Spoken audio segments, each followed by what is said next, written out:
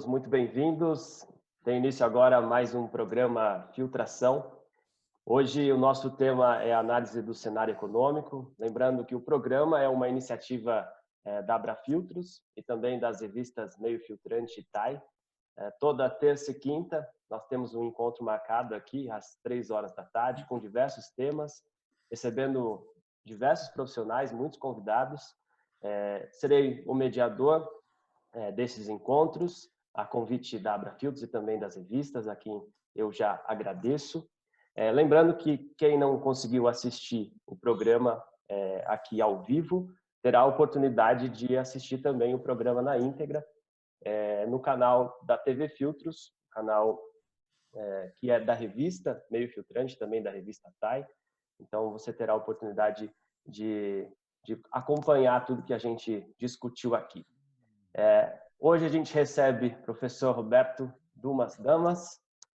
O professor tem mais de 25 anos de experiência na área de economia, é nosso palestrante do ciclo de palestras da Abrafiltros. Professor Dumas estará com a gente hoje, também daqui a um mês. Ele também volta para fazer uma nova análise de tudo que aconteceu. Então, eu conto aí com a participação de vocês, não só hoje, mas como durante esses meses aí que a gente está vivendo essa nova realidade, que todos estejamos aqui unidos, participando e obtendo informações é o que mais importa, um conteúdo bem bacana que a gente tem a oferecer. Professor, eu queria, para a gente começar, eu queria fazer uma introdução e aí eu deixo você à vontade para explanar sobre isso e sobre o que você achar válido. Eu também vou deixar à disposição quem quiser fazer perguntas. Eu acho que a gente pode deixar isso para o final. E a gente vai colocar aí 30 minutos de explanação e aí depois a gente, se necessitar de mais, a gente inclui, tá bom? Podemos? Podemos. Legal. Vamos começar? Sim. Eu queria, na verdade, fazer uma introdução pegando um assunto bem recente, que foi uma declaração que saiu do Prêmio Nobel da Economia, Joseph Stiglitz, que ele fala que ele foi perguntado sobre o dilema entre salvar a economia e salvar vidas, e ele disse: se você não salvar as pessoas, a economia será devastada. Pessoas não irão ao restaurante, ficarão nervosas quanto a ir ao trabalho, não vão voar por aí, haverá medo no ar. Basicamente, a economia se encaminhará para paralisia se não pararmos a pandemia. Por isso, é uma boa decisão colocar a prioridade nas pessoas e controlar a pandemia. Ele disse também que o financiamento estatal, neste momento, é crucial e é a única forma de evitar o colapso do sistema. Ouvindo isso, no aspecto de como o Brasil e o mundo estava, como a gente estava, como estamos e como a gente vai ficar depois dessa pandemia. Obrigado, Bonazzi. Obrigado, Abrafiltros. Obrigado, doutor Moura. É sempre um prazer poder comentar um pouquinho sobre a economia brasileira e global. E, infelizmente, estão me ouvindo, não? Então, né? E, infelizmente, é aquela coisa, né? O Dumas é um pouco pessimista, mas 90% das vezes eu erro. E o negócio acaba sendo pior do que a gente imaginava. E vou deixar um pouquinho para depois essa sua resposta sobre o Joseph Stiglitz, que eu concordo com o que ele está falando, mas só falar um pouquinho da epidemia na China. Veja, nos 2 primeiros meses da China, da epidemia, a China não é que ela parou, ela degringolou, ela caiu completamente. Estima-se que, se nós fizermos a comparação de janeiro a fevereiro de 2020 com janeiro a fevereiro de 2019, talvez a China tenha caído 10%. Obviamente que você não vai ver esse número em lugar nenhum, muito menos publicado pelo governo chinês. Mas tem alguns dados que corroboram o nosso comportamento, a nossa percepção. Por exemplo, nós sabemos que a China ela é um país intensivo de energia, principalmente intensivo de energia de carvão. E se nos 2 primeiros meses o consumo de carvão cai 46%, há de se concluir que provavelmente a produção industrial deva ter despencado. E nós concluímos até com dados até que a produção industrial caiu 13,5%, as vendas ao varejo 20,5%, os investimentos em formação bruta de capital 24%, e isso não quer dizer que a China está parada, a China estava caindo. Felizmente, ela está num processo, como nós economistas dizemos, ela está num V, ela quicou e rapidamente deve crescer. Mas a primeira coisa que a gente gosta de dizer é o seguinte: o que está acontecendo, se alguém quiser buscar alguma diferença do que está acontecendo com a economia ou com a crise de 2008, a gente pode dizer o seguinte: a crise de 2008 se iniciou no sistema financeiro. Essa crise se iniciou, obviamente, por problemas médicos ou medicinais, o que quer que seja, mas afetou o sistema financeiro.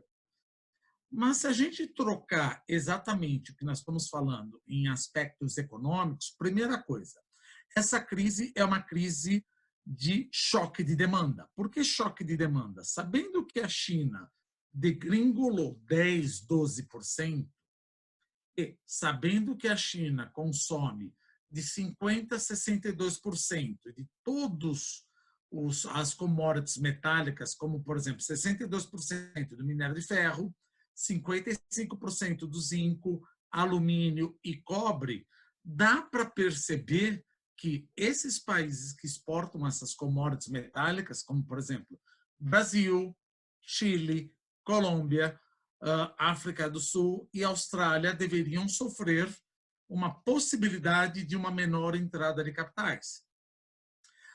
Além disso, de uma menor entrada de capitais, sabendo que nós estamos numa pandemia e uma crise mundial, além de entrar menor quantidade de capitais, irá sair uma maior quantidade de capitais para buscar refúgio. Então, de certa maneira, para o câmbio, é uma tempestade perfeita. Vai entrar menos capitais e os capitais que estão aqui, não estou querendo dizer só os dólares, mas também os reais, eles vão querer se converter e sair. Então, a primeira coisa que eu acho sempre que toda palestra tem que ser, de uma certa forma, agregar valor.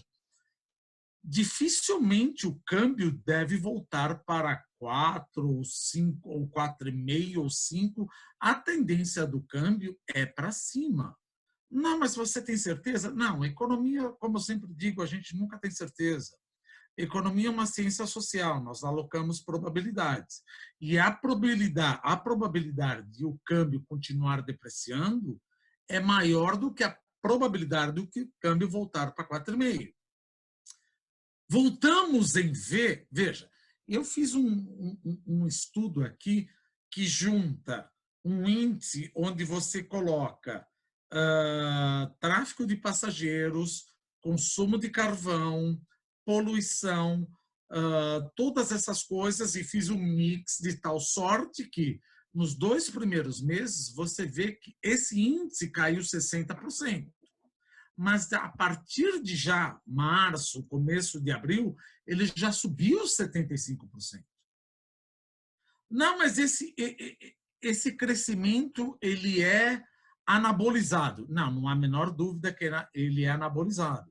Existe uma tendência do governo chinês de emprestar dinheiro cada vez mais para as empresas estatais para legitimar o Partido Comunista Chinês. Mas, de qualquer forma, isso nos ajuda.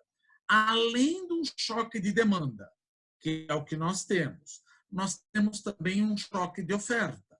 Como é que eu quero dizer um choque de oferta? Várias empresas dependem da China para importar bens intermediários, insumos, para produzir ou fazer a manufatura final do seu produto no país local.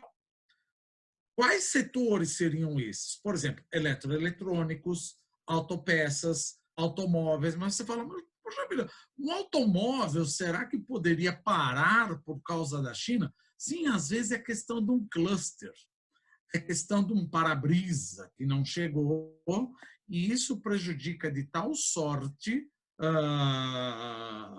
o segmento não só de autopeças, mas de automóveis, que acaba se caracterizando não apenas como um choque de demanda, um choque de oferta. Então, a primeira coisa que a gente vê é, sim, a China teve uma epidemia, recuperou, está se recuperando num momento em V, só que o problema não acaba sendo aí. O problema é que dessa epidemia partiu para uma pandemia. E você controlar uma epidemia num país ditatorial é uma coisa mais fácil. Por exemplo, Wuhan, que é a cidade da província de Hubei. Você tem mais de 20 milhões de pessoas lá.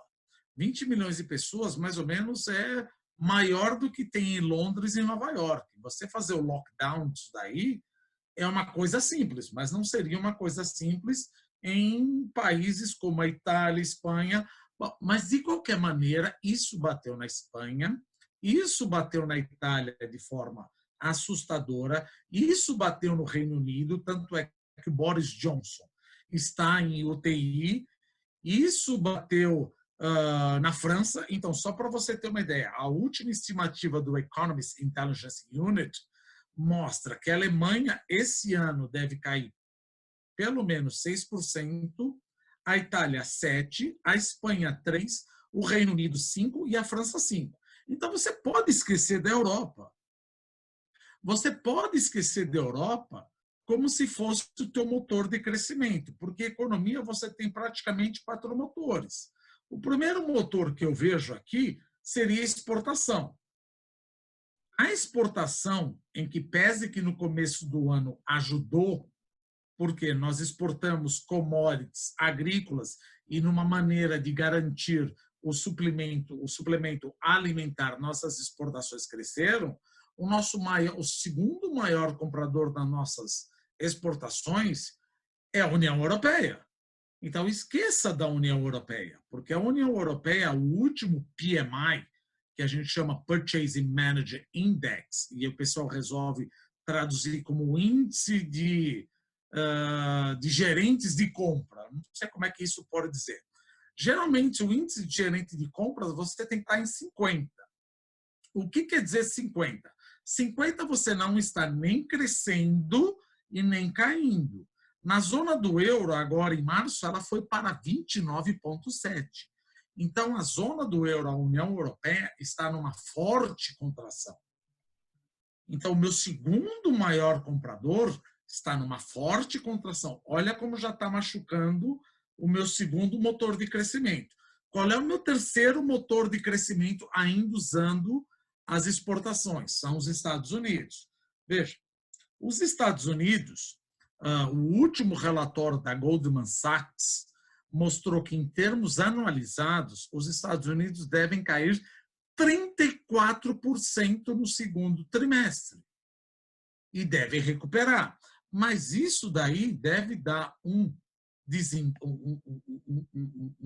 uma retração no PIB de pelo menos 3,5%. E não vamos esquecer que os Estados Unidos estavam praticamente em pleno emprego até 7, 8 meses atrás. Você tinha um crescimento, um emprego de 0,2% e estima-se que esse desemprego atinja 10, 12%. Então, meu terceiro maior comprador, Estados Unidos, ele parou de girar. Bom, meu primeiro, que é a China, parou um pouco de girar, mas deve continuar.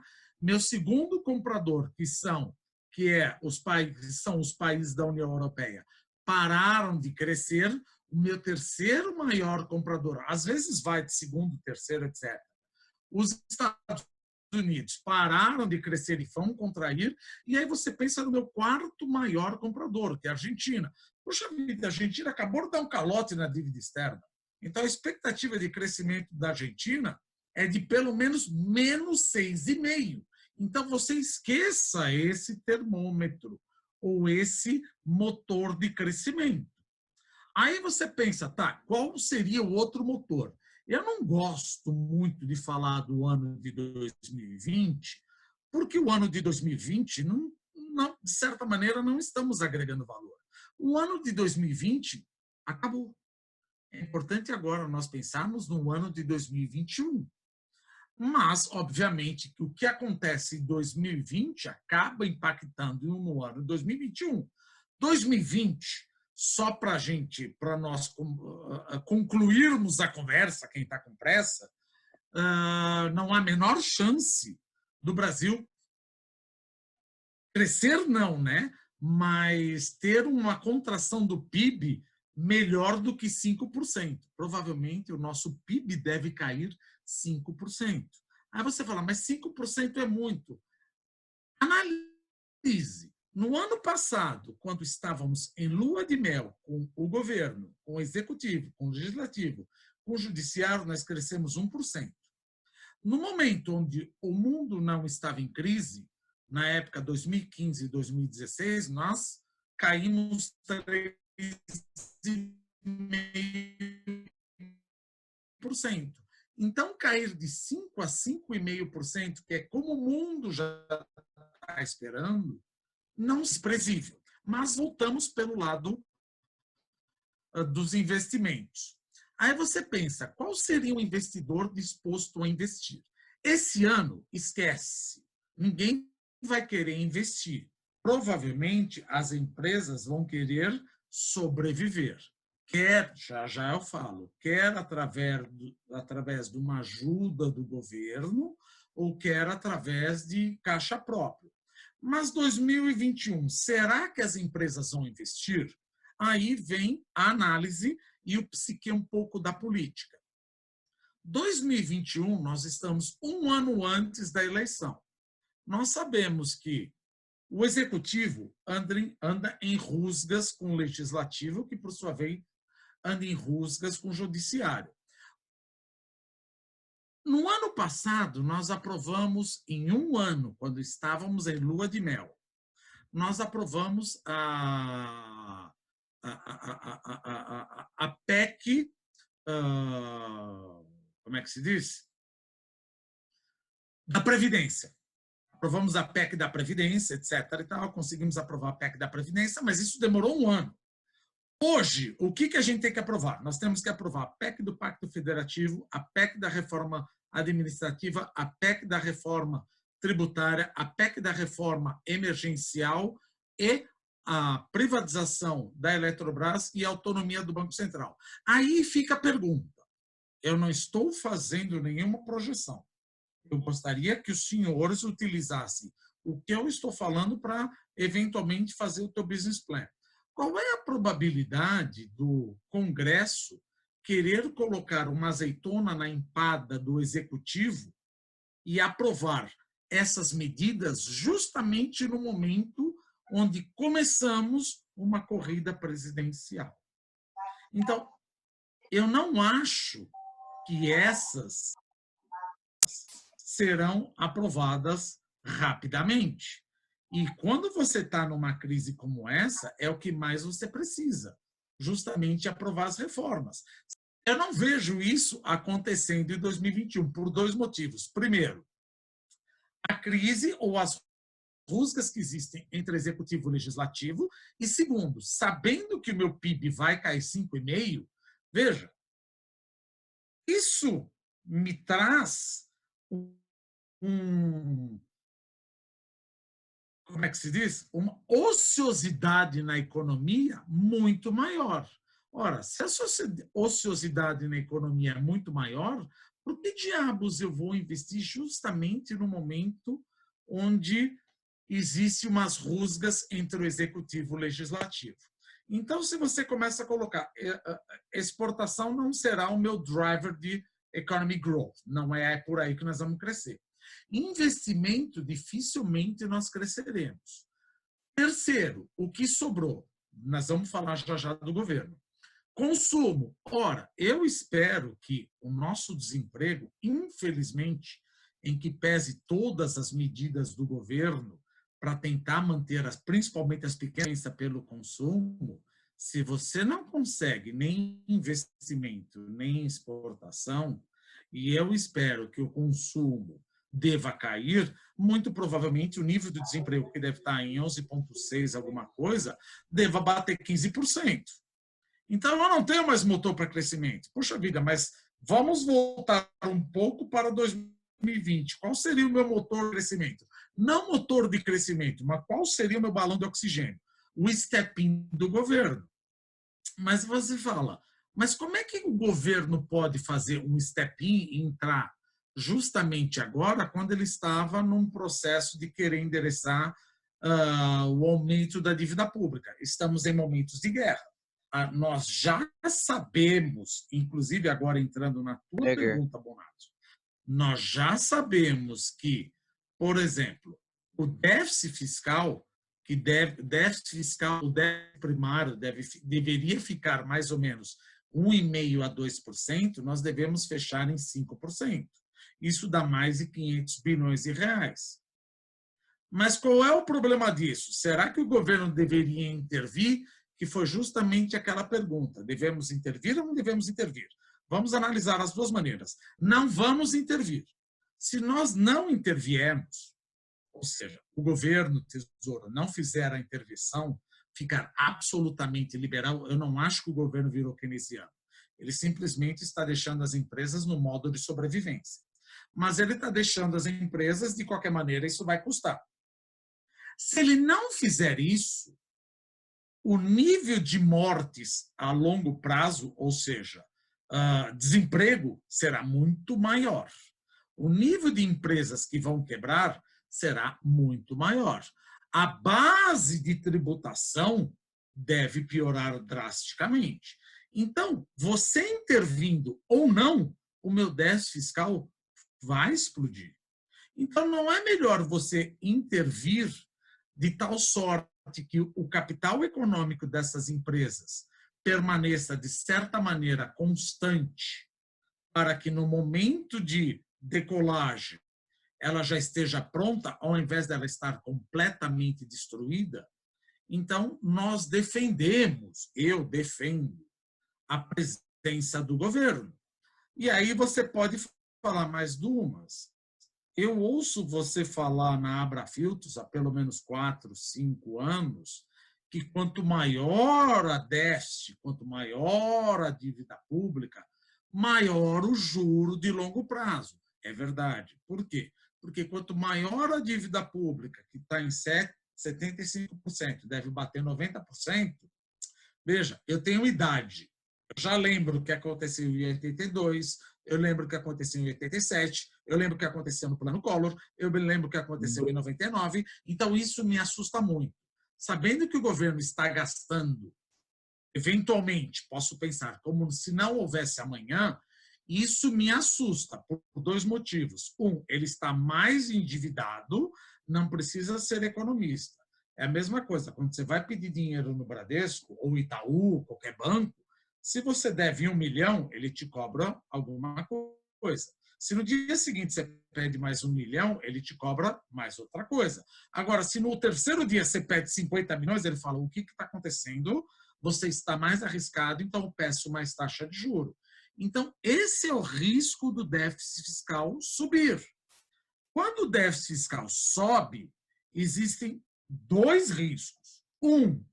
De que o governo volte a como era na década de 80 e 90 e monetize isso e gere inflação. Não acho que isso vai acontecer. Ou, dado que o déficit público aumentou, os financiadores da dívida pública, que somos nós, pelo menos 65%, 70% das pessoas, e de quem financia a dívida pública somos nós, não é o governo, porque quando você compra um fundo DI, quando você compra um fundo multimercado, quando você compra qualquer fundo, tem título público lá. Aí você percebe que o risco é maior, você exige um retorno maior. O que o Banco Central está fazendo corretamente? Ele está fazendo uma operação chamada twist. O que é twist? ele compra título público de longo prazo, veja, aí o preço unitário sobe e a taxa de juro cai. E vende título público de curto prazo, para que o PU se ajuste. Por que isso? Para que você quer baixar a taxa de juro de longo prazo?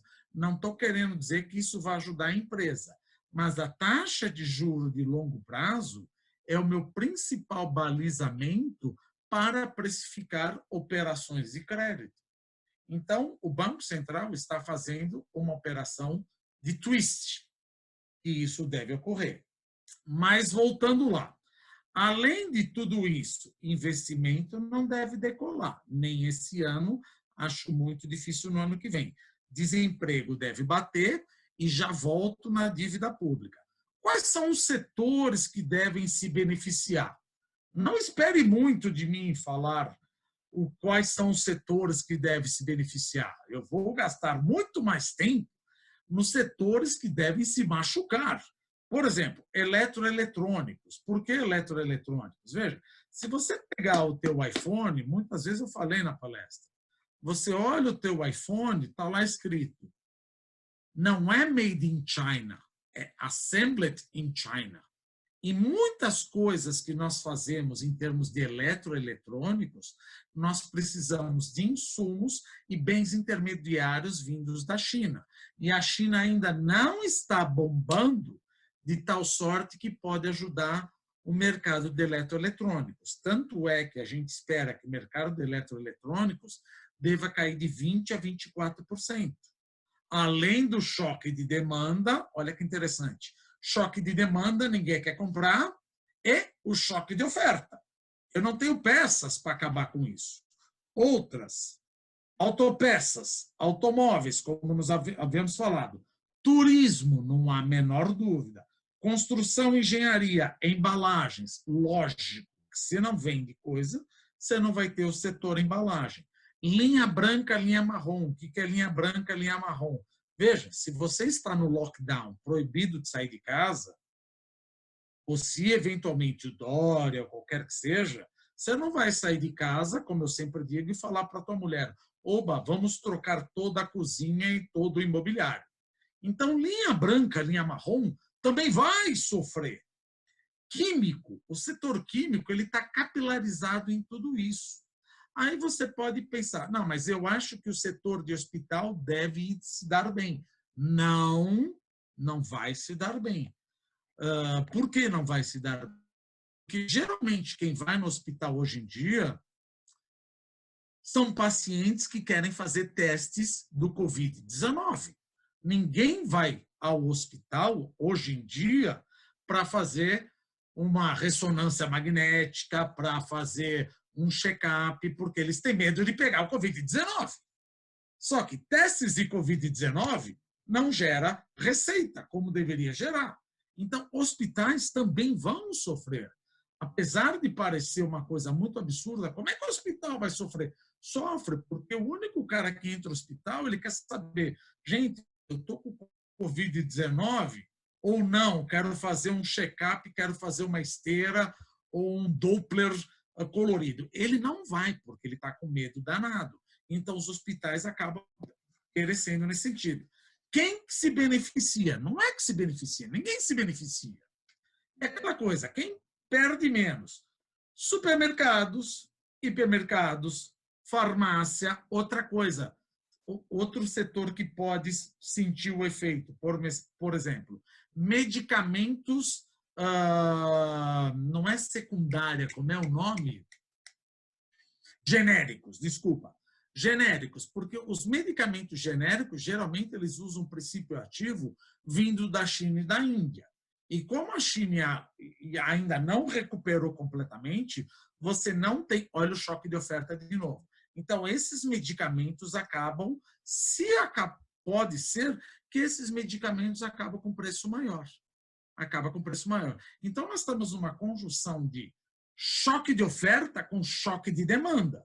E aí eu pesquisei aqui quais são as empresas. Eu acho que essa pesquisa ela está um pouco misleading.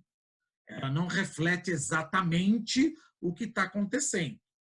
Por quê? Assumindo que tudo esteja bem, o que não é verdade, fizeram uma pesquisa para as empresas que estão listadas no Ibovespa. 85% das empresas listadas no Ibovespa têm caixa para pagar 1 ano de folha de pagamento. Não deve ser isso, porque a receita dessas empresas deve cair. Então, não acreditem nisso. 15% do Ibovespa seguram 6 meses de folha de pagamento, mesmo que você recebesse tudo aquilo. Então, provavelmente, tira 1/4 disso. Agora, isso nós estamos falando de 97 empresas. Então, vamos para o outlier. Já que elas estão recebendo tudo que elas poderiam, vamos assumir que elas não recebem nada. Claro, estamos falando no outlier e você trabalha no meio. Se empresas não receberem, não tiverem receita, 23% dessas 97 empresas, eu citei agora, quer dizer, não citei uma a uma, elas já ficariam com caixa negativa em 1 mês. O que é caixa negativa? Eu tenho que pedir para o banco. Aí você fala, mas o banco vai me dar? Porque o Banco Central está dando liquidez? Já vou entrar nisso. O Banco Central está dando liquidez, mas não está assumindo risco. Não é o que a gente quer. 37% já ficariam com caixa negativo no 2º mês e 49% com caixa negativo no 2º mês. E aí depende qual é o teu segmento. Por exemplo, qualquer estudo que você faça, se nós estivermos trabalhando com micro e pequenas, não diria médias empresas, mas micro e pequenas e talvez algumas médias empresas, essas empresas não têm acesso ao sistema bancário. Elas têm acesso ao quê? Às factorings, ao fomento comercial. E até agora o Banco Central não ajudou nada nesse sentido.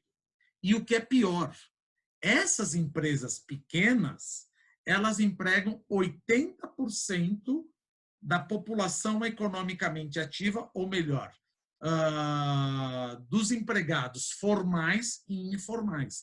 E eu não estou vendo nada para ajudar isso, a não ser 40 bilhões de dólares, porque isso é peanuts. Você dá 40 bilhões de dólares para o banco, via BNDES, e o Tesouro corre o risco de 85% e o banco 15%, a um prazo de 3 anos e um waiver, ou seja, uma carência de 6 meses, o banco vai correr 15% desse risco. Ou seja, o que eu estou vendo é que os bancos estão aproveitando, sabendo que vão correr um risco de 15%, eles estão jogando o spread lá em cima. Então, para mim, na minha humilde opinião, é uma bobagem do Tesouro. Ou ele corre 100% do risco, ou não. Porque, senão, o banco, obviamente, ele quer maximizar o lucro dele. Não adianta correr 85% do risco. Porque o banco vai falar, não, mas 15% do risco é um risco desse tamanho. Um risco desse tamanho, no momento que você pede para eu cobrar 3,75, eu cobro 19. Não está adiantando. Então, no frigir dos ovos, o que está faltando para o governo, é crucial isso, não é liquidez, é apetite de risco.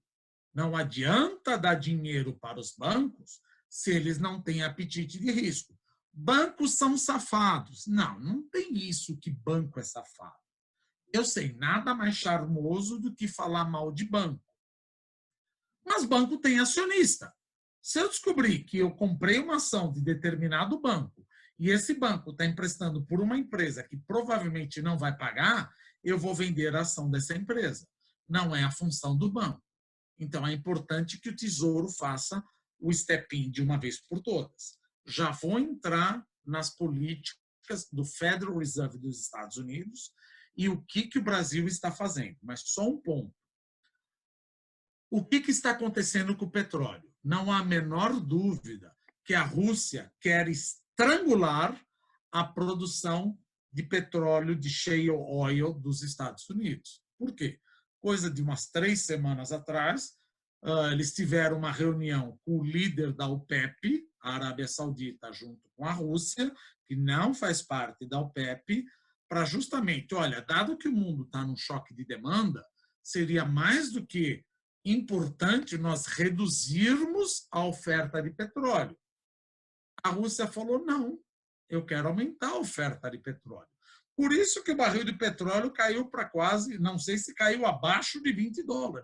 Só que $20 ou $23 não tem uma empresa praticamente de petróleo ou shale gas nos Estados Unidos que sobrevive. E nós estamos falando aí de corporate bonds, empresas que emitiram títulos corporativos da ordem de $800 bilhões para financiar o shale oil. Então, essas empresas podem quebrar. Então, o setor dos Estados Unidos, principalmente em relação ao shale oil, está preocupante. Claro, agora, hoje ou amanhã, deve ter uma reunião ou uma conversa, um conference call com os Estados Unidos, a Arábia Saudita e Rússia para saber se eles cortam isso. Mas não vamos saber. Mas a Petrobras já cortou praticamente 20% do que ela esperava de investimento. Mas eu não tenho nada a ver com a Petrobras. Não, talvez você tenha, porque você fornece equipamentos para a Petrobras. Você fornece equipamentos para a exploração de petróleo. Ela já vai cortar 200 mil barris dia e ela praticamente ela produz 3,1 milhões de barris dia. Primeiro, são os Estados Unidos, com 13 milhões, Rússia, segundo, com 11 milhões, Arábia Saudita, com 10, aí vem Canadá, Iraque, China e Brasil. Então, a Petrobras ela é afetada, assim como toda a cadeia de suprimento. Entrando no pacote Guedes, eu acho que o pacote Guedes, claro, toda ajuda é bem-vinda. Você liberou aqueles R$600 do Corona Voucher, demorou, mas liberou. Mas aí tem um problema. Qual é o problema? Por exemplo, o Banco Central, estamos no Brasil ainda, depois eu falo do Federal Reserve. O Banco Central falou que entraria comprando títulos corporativos no mercado secundário. Mas espera um pouco, por que você está comprando títulos corporativos no mercado secundário se quem mais precisa de dinheiro são as empresas no mercado primário? Tem um problema e uma explicação. Problema, você está dando o way out para os fundos aumentarem a cota deles. Então, no mínimo, o Banco Central deveria falar, ok, eu compro corporate bonds, acho que a cota não vai ser destruída, porém, na minha opinião, eu acho que o Banco Central deveria proibir de distribuir dividendos para gestores de fundos que são beneficiados com isso, porque não faz sentido. No momento onde o Brasil tem um PIB caindo 5%, o Banco Central entra para ajudar fundos e o fundo rende 20%, 30% anabolizadamente por causa do Banco Central e você ainda ganha bônus. Está errado. Esse é um ponto. Segundo ponto que eu acho um pouco inocente. O fato do Banco Central entrar no mercado secundário, comprar títulos de empresas, faz com que o retorno dessas empresas, o retorno desses papéis caia. Consequentemente, se o retorno desses papéis caiam, aquelas empresas que eventualmente gostariam de emitir títulos no mercado primário pagariam menos. Veja, eu não acho que o apetite de risco de quem quer comprar mudaria sabendo que o Banco Central está entrando no mercado secundário. Eu acho que eu entendo, mas eu não acho que isso vai ajudar o crédito de quem mais precisa. Quem mais precisaria de dinheiro, quer através do BNDES, quer através do Banco Central, dar dinheiro principalmente para as pequenas e médias empresas através do fomento comercial. Essas empresas, como eu disse anteriormente, elas empregam 80% dos trabalhadores formais e informais. Elas não têm acesso ao banco. Então, é importante que, além da liquidez, seja estabelecido, por exemplo, olha, o Tesouro, ou o Banco Central, ou o BNDES, o que quer que seja, deveriam dar dinheiro para essas factorings para descontar as duplicatas, desde que essas duplicatas, estou aqui sugerindo, desde que essas duplicatas sejam, pelo menos, ranqueadas ou que tenham rating BBB-. Aí o Tesouro assume. Porque não adianta você ficar dando liquidez para banco, porque o banco imposta essa grana. O banco não é burro. Liberamos 1,2 trilhão. O que o banco vai fazer com essa grana? Ele vai comprar título público. Então, o que falta, principalmente para as empresas, pode ser liquidez, mas isso já foi interessado. Mas é muito mais um apetite de risco. Então, urge que o Banco Central vá direto ao ponto ajudar as pequenas e microempresas. Porque elas não podem quebrar? Todo mundo pode quebrar, só que essas empresas que são justamente a que mais empregam. Então, como é que eu vou ajudar esses caras? Não estou querendo dizer que a gente não deva ajudar a Vale, não estou querendo dizer que a gente não deva ajudar a Votorantim. A gente deve ajudar. Mas esses caras, com três pessoas, faz o PIB bombar.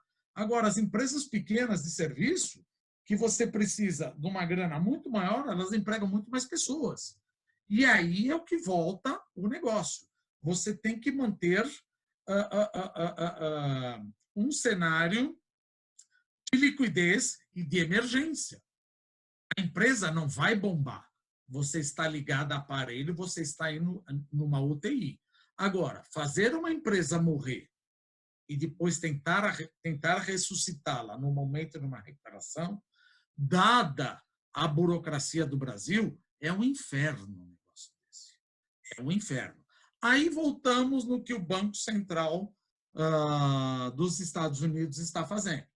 Muitas apresentações, acho que umas 2 pelo menos, nós falamos na Abrafiltros, que várias empresas agora estamos nos Estados Unidos, várias empresas tomaram empréstimo junto aos bancos norte-americanos, mais ou menos 12 trilhões de dólares, para fazer o que a gente chama recompra de ações, chamado share buyback. Contabilmente, como é que fica isso? Quando você compra uma ação, ela entra em ação em tesouraria. É uma conta do PL. Mas o banco, sabendo que você recomprou sua própria ação, e sabendo que a bolsa vai subir, essa empresa pode fazer um follow-on, um secondary offering. Então, o risco, o rating que eu dou para essa empresa, ela é favorável. Agora, quando eu vejo que, por algum motivo, alguém estourou a bolha, como, por exemplo, o coronavírus e a bolha e a bolsa explodiu, essas ações em tesouraria não valem nada. Se essas ações em tesouraria não valem nada, você não vai conseguir fazer o follow-on. Então, consequentemente, a tua dívida equity explodiu. Se a tua dívida equity explodiu, o teu risk rating piorou. Se o teu risk rating de corporate piorou, eu, como banco que te emprestei recursos, piorou também. Então, se meu risk rating como banco piorou, eu preciso de mais capital. Mas você tem certeza disso? Nada há certeza. Mas, por exemplo, há 1 mês atrás, ou 15 dias atrás, o Federal Reserve entrou com uma linha de 500 bilhões de dólares comprando treasuries. Quem vai vender treasury? Meu Deus, treasury é a coisa mais líquida do mundo, para não dizer dinheiro. Ora, provavelmente deveríamos ter bancos norte-americanos que precisavam fazer cash para colocar esse cash no capital.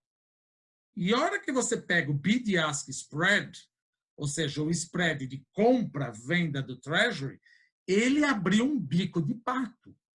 Então, você vê que tinha muito banco vendendo treasury e ninguém comprando. Para que você está vendendo treasury? olha, eu preciso de caixa para adequar o meu capital. Por que você quer adequar teu capital? Porque a expectativa de perda é maior, portanto, eu preciso de mais capital. E aí o Banco Central norte-americano entrou com uma linha de 500 bilhões de dólares comprando treasuries. Onde já se viu isso? E depois 200 bilhões de dólares em mortgage-backed securities, ou seja, títulos lastreados em hipotecas. Então, não dá para perceber. Mas tem banco estressado nos Estados Unidos? É bem possível. Tem banco tipo Lehman Brothers? Seria muito estupidez do Banco Central norte-americano deixar um banco quebrar agora.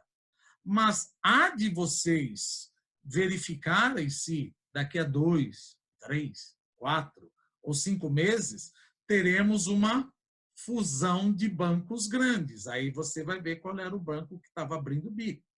Então, você tem banco estressado nos Estados Unidos, lógico, você não vai quebrar ninguém, porque isso seria uma coisa horrorosa, e o cenário é esse. Economias que recuperarão em V. Estados Unidos, China. Economias que recuperarão em U, como eu já expliquei. Nós estávamos letárgicos. Agora, ninguém está afim de colocar azeitona na empada do executivo. Então, devemos recuperar 1,5%. Não, mas eu já vi banco dizendo que nós vamos crescer 5%. Cuidado! Cuidado! Porque nós estamos partindo de uma base muito baixa. É aquela coisa que eu digo, vamos supor, você está num regime, você comeu uma lasanha. De repente, o médico falou para você comer uma torrada só. Depois, o médico mandou você comer uma torrada e meia. Você concorda que o teu regime melhorou 50%? O que não quer dizer que você chegou no nirvana. É que eu estou com carrego estatístico, eu estou partindo de uma coisa baixa. Então, talvez você veja o Brasil. Crescemos 5%. Sim, mas olha como você despencou. Você não saiu do lugar. Você caiu 5% e cresceu 3%. Ou seja, você está piorando ainda. Você está pior do que 2017. Mas esse número pode ser misleading. Então, de novo, países que podem crescer e ver. Estados Unidos, China, anabolizada com mais empréstimos. Países que devem crescer em U. Estados Unidos e a maior parte dos países da Europa. Países que devem crescer em L, ou seja, caiu e não vai crescer mais. Argentina. Esses devem ser por aí. O que eu vou fazer com essas informações? Aí é que está para a gente fazer o nosso planejamento estratégico. Porque, na minha humilde opinião, se eu pensar no Brasil e saber que em 2022 teremos eleições, e que o executivo anda com rusgas com o legislativo por vários motivos. Não estou discutindo que isso é certo ou que isso é errado. Ele está batendo cabeça. Eu, como investidor, eu não gosto de incerteza. Porque o que vai acontecer no final do ano? As mortes vão estipar e o desemprego vai dar uma... Analisando a psique. Bolsonaro vai culpar o Mandetta e, ao mesmo tempo, vai culpar o Paulo Guedes. A hora que eu ver que não temos uma coesão no executivo e ainda vão culpar o legislativo, qual é a minha vontade de investir? Então, ocorre um sério risco de dizer que o governo Bolsonaro, em termos de economia, se eu cair 5 e eu cresci 1, eu vou passar o cenário Bolsonaro com crescimento nos 4, 5 anos negativo. Isso é bem provável. Pena, eu sei, eu sou o jockey do apocalipse. Mas todas as vezes que eu solto uma notícia negativa, o cenário é pior. Eu espero que dessa vez o cenário seja um pouquinho melhor. Era isso que eu queria falar. Passamos por várias coisas. Commodity, eu acho que deve continuar apanhando. Em termos de commodities agrícolas, eu acho importante levar em consideração cuidado, porque commodities agrícolas nós bombamos de vender para a China. Soja subiu 40% no primeiro bimestre, trimestre, não sei, em relação a 2019, proteína animal aumentou 70%, mas muito mais para a segurança alimentar. Agora, vendo como o ministro da Educação se posiciona, como Eduardo Bolsonaro se posiciona, e que talvez a China possa usar o fase 1 do acordo entre Estados Unidos e China para comprar mais soja, talvez nós voltemos ao normal. Não vamos ter mais aquele 40%. Mas a tendência é nossa amiga, porque a China mudou o modelo de crescimento econômico. Ela está dando mais dinheiro para a população, vai consumir mais. A questão é, cuidado com o que você fala. Ah, mas eles são malditos. Não me interessa o que você acha. Existe uma coisa chamada liturgia do cargo. É o que eu digo. Imagina se eu falasse o que eu quisesse para minha mulher. Eu vou falar a verdade para você. Gente, se eu não falo a verdade, eu não falo um DR para minha mulher, como é que o ministro resolve abrir e falar, vou falar o que eles... Não, gente. Não é assim. Ah, mas eles são... Eu concordo. Fala comigo. Fala com o teu terapeuta. Não coloque no Twitter. Vamos pensar, vamos dialogar. É o que eu digo sempre. Se eu não falo o que eu penso para minha esposa, o que você que representa o governo, num ímpeto talvez etílico ou muito louco, você resolve falar o que pensa. Não é assim. Não foi assim que o Colégio Rio Branco lhe ensinou liturgia do cargo. Tu te acalma, veja os prós e contras e converse com a Tereza Cristina. Infelizmente, de novo, mas você defende, você não acha que é um Chinese virus? Isso não me interessa. Isso não me interessa. Isso é papo de happy hour. Papo de governo é outra coisa. Happy hour a gente pode falar, não, eles são safados, tudo. Mas isso daí eu acho que só prejudica e vai completamente contra a liturgia do cargo do diplomata e do representante do governo brasileiro. Era isso que eu queria colocar. Estou aberto ao chat. Bonácio, estou aqui. Muito bom. E aberto. Muito bom. Obrigado, viu, professor? Fizemos 1 hora, né? Para também não encher todo mundo. Sim, perfeito. Uma aula. Obrigado aí. A gente Imagina, é um prazer sempre. Eu vou deixar, pelo tempo até, vou oferecer 2 perguntas, quem quiser se manifestar, e aí a gente... Eu olho pelo chat, não? Não, eu vou ver se alguém quer se manifestar Tá pelo vídeo, mas o chat está aberto também, quem quiser. Aqui não é aquela garrafa pequenininha, é a garrafa grande. Alguém se habilita? Foi tão amplo. Então, José Alexandre, pois não, senhor. Só habilitar o som. Isso. Professor, corroborando o que o senhor acabou de falar, ontem hoje de manhã, eu vi a notícia de que o First Bank of America abriu o bico, certo? Eu não vi nada. Em paralelo, tem uma preocupação na China com uma segunda onda de coronavírus, eles estão diminuindo as aglomerações. E nós não passamos no Brasil nem pela primeira ainda. Dentro desse cenário, tá? O senhor acredita que até o final do ano a nossa economia ela vai sair desse ostracismo até o final desse ano? Veja, eu me abstenho de falar de First Bank of America, não vi nada.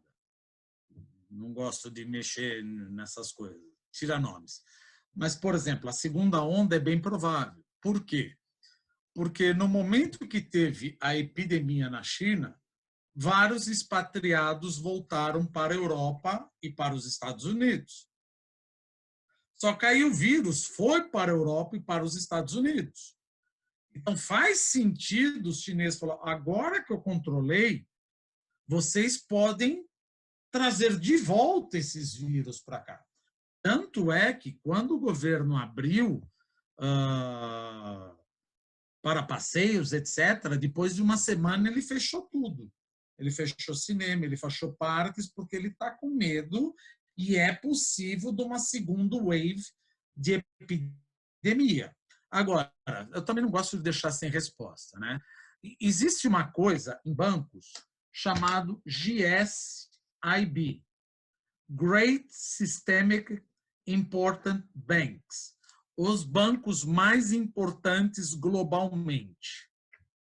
Isso aconteceu depois de 2008. Para esses bancos, tipo JP Morgan, Morgan Stanley, Merrill Lynch, Citigroup, etc., eles precisam, além da Basileia, além do Economic Capital, eles precisam adicionar 3% do capital todo trimestre. Mas de onde veio esses 3%?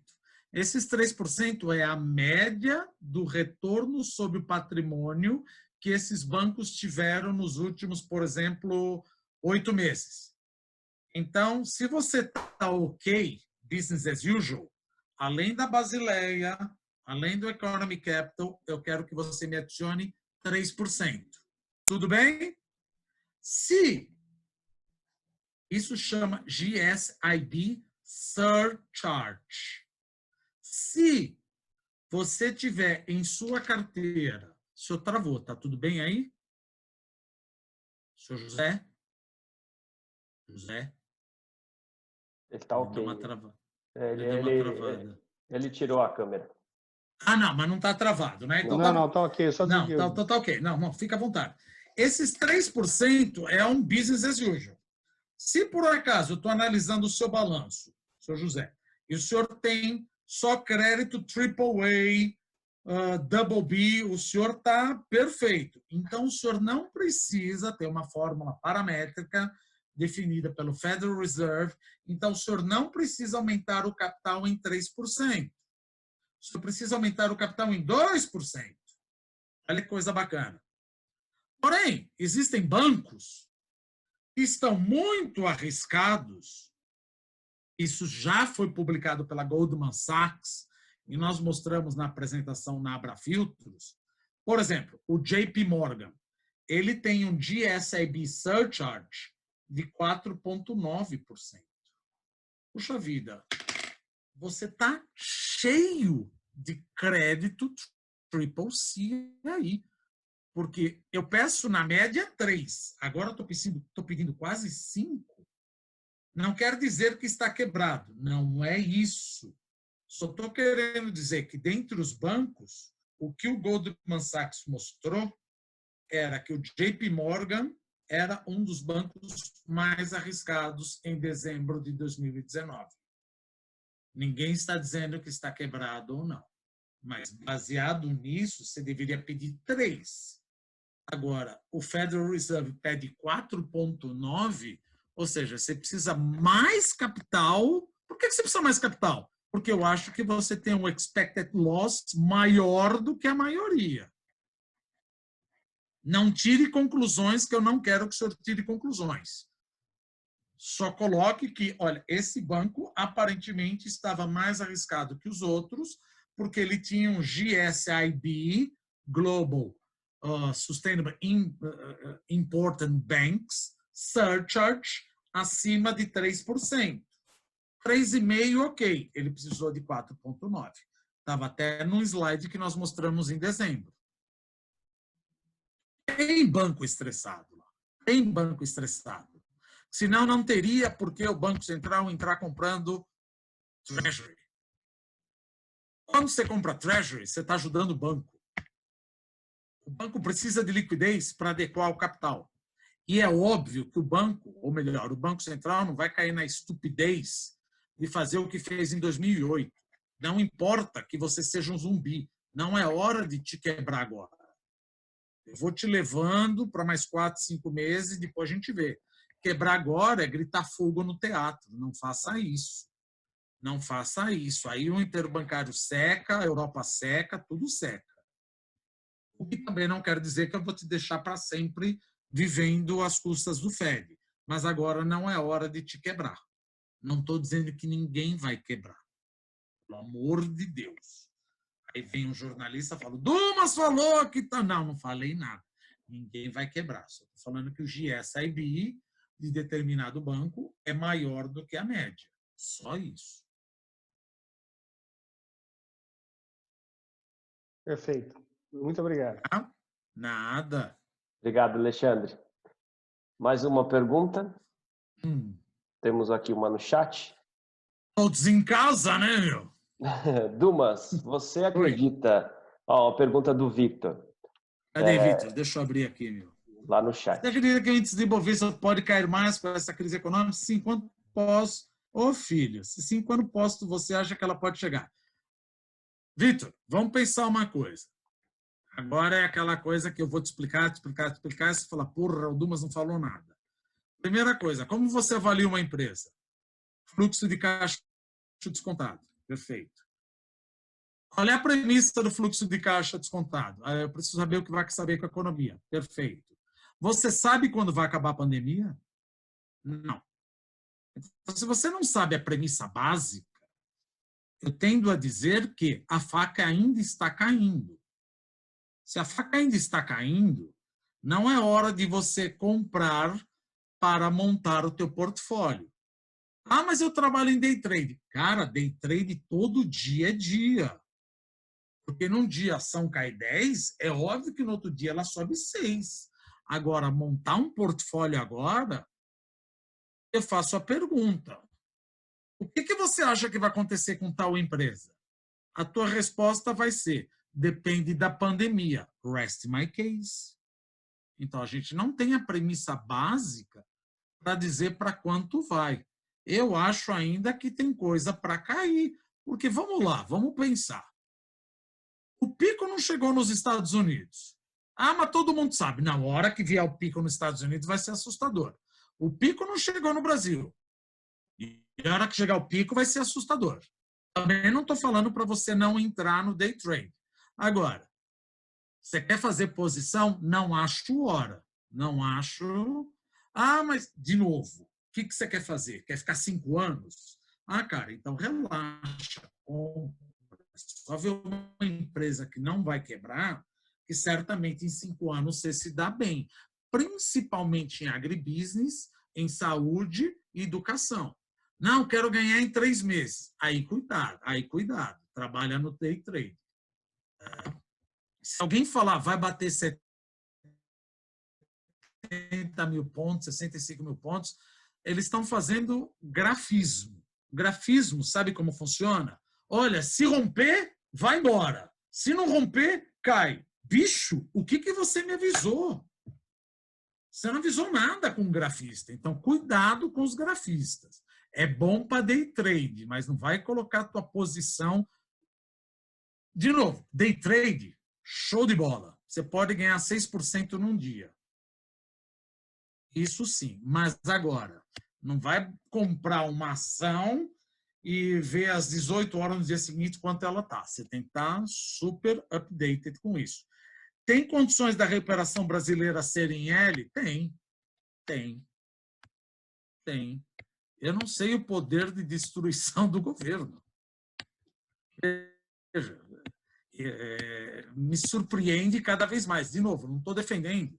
Por exemplo, alguém vira para mim e fala, você não acha que aquela passeata... Não, eu acho que aquela passeata dos 20 bi é uma puta sacanagem e tal, mas eu, como investidor, eu não gosto de ver passeata, eu não gosto de ver panelaço. Me assusta, eu quero tranquilidade.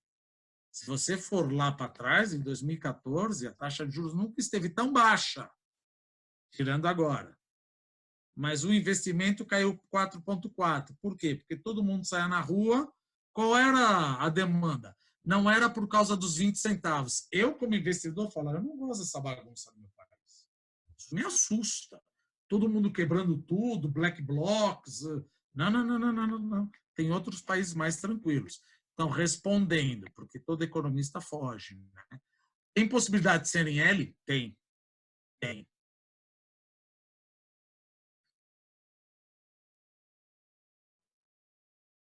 Tem um complemento na pergunta também. A economia brasileira se recupera antes da brasileira? Dizem que não, porque eles estão no final do ciclo. E a gente, não, veja, é verdade, eles estão no final do ciclo, só que eles entraram praticamente com quase 10% do PIB em estímulo fiscal. Eles entraram com uma bazuca, eles têm dinheiro. A gente não tem.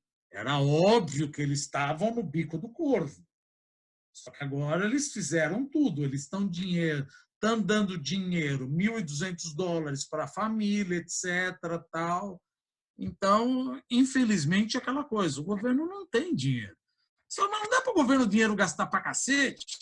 Não, porque senão a meia curva de juros estipa. E se eu resolver fazer o que o Banco Central norte-americano está fazendo, a minha juros sobe de tal maneira que olha o McDonnell Douglas, o avião. O motor de governo vai para frente e o motor de consumo e investimento vai para trás por causa de mais juros. Então, não é que o governo não queira gastar, é que eu não confio no governo. Se você gastar para diabo, eu vou pedir mais juro. Se eu pedir mais juro, tem uma coisa em economia que chama crowding out effect, o efeito deslocamento. Você tira dinheiro de mim para financiar o governo. Aquele dinheiro que eu iria usar para investimento, eu prefiro comprar título público. No final, a economia, por mais paradoxal que possa parecer, um aumento do governo, quando o país não goza de credibilidade, pode piorar o crescimento do PIB. Por isso que o livro-texto de economia é legal, tá? Porque o livro-texto de economia falou, aumenta o G, vamos embora. Não, mas não é assim. Você tem credibilidade? Não tem credibilidade. Ou seja, aquela forma C mais I mais G mais X mais... Aumenta o C, vamos embora. Não, não é assim. Eu tenho inflação, eu tenho juro, tenho curva de juro, tenho budget constraint. Aumenta a exportação. Se eu depreciar o câmbio, gera inflação. Preciso saber se o mundo quer comprar. Agora, o mundo está morrendo. Eu vou vender para quem? Como eu sempre brinco, para a Lua. Para quem que eu vou vender? E agora, o único que eventualmente poderia comprar seria a China e a Rangel Rusgas. Você não acredita nos estudos que dizem que a crise econômica poderia matar mais do que o... Não, não. Veja, o lockdown é uma coisa onde a economia não resolve. Não resolve. Economista não ressuscita cadáver. Mortes a prazo, claro, o governo tem que entrar. Mortes a prazo são evitáveis através de políticas fiscais expansionistas. Cabe ao governo endereçar isso. Economista não ressuscita cadáver. E outra, eu sempre digo, eu gostaria de ver alguém que queira trabalhar, tipo horizontal, vertical, tal, aquela coisa. Eu tenho um amigo que falou, não, mas eu trabalho e está tudo tranquilo com a minha mãe. Eu falei, tá, quantos metros você mora? Eu falei, não, eu moro nos 300 metros. E a maioria da população que mora em 60 metros quadrados e tem 8 ou 9 pessoas, como é que eu faço com a vozinha? Como é que eu faço? E outra, eu não gostaria, o meu humor não ficaria tão bom, inclusive, parafraseando, cotando o que o Bill Gates, eu não gostaria de trabalhar em cima de uma pilha de cadáveres. E, de novo, economista não ressuscita cadáveres. Economista ressuscita desemprego. Então, ao invés de cobrar o governo abertura, cobre do governo alguma coisa que limite o teu padecer no longo prazo. Isso é mais passível. Porque você pedir isso, além de ser, na minha opinião, antiético, é uma coisa que a economia não pode te ajudar. É tipo, quem que você quer escolher que vai morrer? Ah, mas eu moro numa 300 metros. E os barracões, onde eles moram? E aí eu sempre brinco. Brinco não, porque isso não é nada engraçado, né? Aqueles que querem trabalhar, eu acho super normal. Só escreva de próprio punho que você abre mão do teu respirador, caso você seja contaminado, e caso você contamine alguém, você cubra as custas dessa família. porque afinal o Brasil não pode parar. Então, não. Tem remédio para longo prazo. Ah, mas o governo não me dá. Se o governo não te dá no longo prazo, imagina ressuscitar o teu avô no curto. Entendeu? Acho que... Posição mundial no ranking econômico, algum país ou a própria pode sair melhor. Não tem melhor. Não tem melhor. É aquela coisa. Guerra nuclear não tem quem ganhe, quem perde. A China apanhou. A China vai crescer. Ela vai falar que vai crescer 4,5, óbvio. Mas ela não vai crescer mais do que 2. Ela não vai crescer mais do que 2. Ela apanhou. Só que fazer lockdown com ditadura é fácil. Fica em casa, não fico. Fica em casa, não fico. Fica em casa, não fico. Bem, opa, agora eu fico. Agora, fazer lockdown na Itália e outro, o pessoal fala, não, mas não é assim. Gente, evidências empíricas. Eu não sou médico, eu não sou infectologista, não tenho nada para falar isso. Eu acho que a gente tem que seguir de quem entende. Vocês querem ouvir um economista? Sou eu. Vocês querem ouvir um infectologista? Falei aí. Saiam na rua ou não? Pelo que eu estou ouvindo infectologistas e a OMS, eles estão falando, bicho, fica em casa. Eu não vou dizer para você sair na rua. Eu acho um absurdo quem queira dar opinião num field, numa área onde não entenda. Tipo, não, mas vai ser pior. O que você entende de medicina? Quantos vão morrer? Olha a possibilidade. E outra, como eu te disse, no médio prazo, nós economizamos. Claro, precisa o governo aceitar, mas aí você tem o que pedir. O que você não consegue pedir é para um governo qualquer falar, ressuscite meus entes queridos. Esse você não consegue. Agora, você consegue pedir, não quer dizer que você vai ser aceito. Mas uma coisa que é 0 de probabilidade é pior do que uma coisa que tenha meio de probabilidade. Eu quero que você postergue meu IPTU, que você postergue meu ISS, isso é mais fácil. Agora, pedir para ressuscitar os teus entes é complicado. Gente, eu sei que temos muitas perguntas aí. A perspectiva da inflação, esquece, isso não é um problema. É realmente deflacionário? O Brasil não tem coisa deflacionária. Agora, na Europa, existe um sério risco de uma japanificação. Ok? Ok. Quem tiver mais pergunta, Dumas vai voltar daqui um mês. Podem encaminhar um mês. Daqui um mês muda tudo, bicho. Talvez eu esteja morto já. Olha a minha idade, meu irmão. Pelo amor de Deus. Mas a gente... Obrigado, Bonazzi, obrigado. Eu tô torcendo para você voltar, viu só? Não, pelo amor de Deus, né, filho? Não, mas quem que tiver dúvidas e a gente não conseguir responder hoje, a gente tenta, de alguma forma, levar o conhecimento do Dumas e ele tenta responder isso na próxima explanação que ele tiver. Pra gente... E vai ser umas dúvidas que vão desaparecer. Vai ter novas dúvidas que aquela, cara, esqueci. Esses 3 meses vão mudar tanto que... Verdade. Acompanha. Bom, para a gente encerrar, está aqui na nossa live o senhor João Moura, presidente da Abrafiltros. Ele queria dar uma palavrinha para todos e aí a gente encerra aí o nosso programa de hoje. Presidente, onde estamos? Ali. Boa tarde a todos, tudo bem? Mestre Dumas. Doutor Moura, como vai o senhor? Como sempre elegante. Oh, bondade sua, mestre. Eu fiquei com sede aí a hora que você levantou. Sinceridade. Me deu sede a hora que você pôs essa garrafa aí, viu? Excelente, viu? Que bom. Professor, nós da Abrafiltros, né? Nós vamos continuar seguindo, acompanhando os acontecimentos e, em cima de tudo, continuar trabalhando, que é, né, o nosso princípio. Não é estranho falar que o empresário brasileiro ele é forjado, né, num país, né, que a palavra de ordem sempre foi a sobrevivência.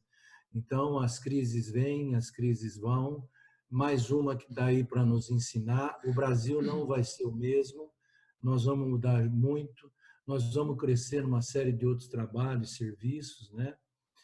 Em termos de incentivos de governo, a gente sabe que é um pouco difícil, complicado. Quem conhece banco sabe, ninguém melhor que o senhor que conhece banco, não só aqui, mas do mundo. Então, sabe das dificuldades do empresário para poder alavancar. Dizer que a gente é otimista, né? Pode ser brincadeira, mas não é, nós temos que ser otimista.